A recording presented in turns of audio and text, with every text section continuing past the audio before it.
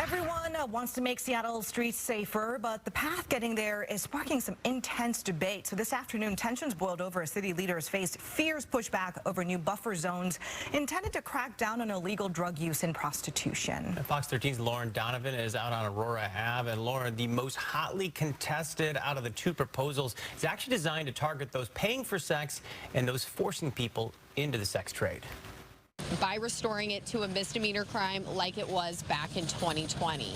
Supporters say in the years since that change was made, Aurora has become an open-air sex market, a place where pimps open fire on one another. But opponents argue this ordinance does nothing to address gun violence in this corridor and just further stigmatizes sex work.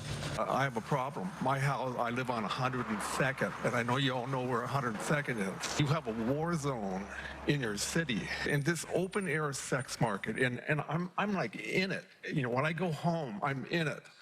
And it is just the most dehumanizing thing I've ever experienced. Tuesday, Seattle City Council's Public Safety Committee meeting was filled to the brim. There is broad vocal opposition to this bill, and yet Councilmember Moore is still pushing it forward and defending racially profiling and arresting her most vulnerable constituents. Dozens of constituents eager to debate so-called soap zones, a stay out of area of prostitution zone along Aurora Avenue, taking action against sex buyers and traffickers by making loitering in this part of town a gross misdemeanor. If it can't be ensured that my 911 call about a pimp with a gun won't turn into a very bad night for a prostitute, then I'll be very hard-pressed to make that call at all. It was a packed house. Everybody had something to say. Public comment lasted an hour and a half, and about 60 minutes in, things really went off the rails. I got addicts clogging sidewalks, dealers in the street. 30 minutes after that serenade, when committee chair Bob Kettle said the time to talk was over, the police have been called. the Public Safety Committee suddenly overrun by a lack of law and order. Point of order. Delaying the discussion over the other point of contention, soda buffers, or stay out of drug area zones.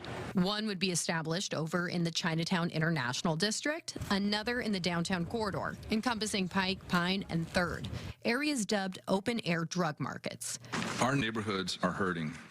Drug dealers have preyed on the vulnerable in crisis. Cities like Auburn, Arlington, and Everett already have them.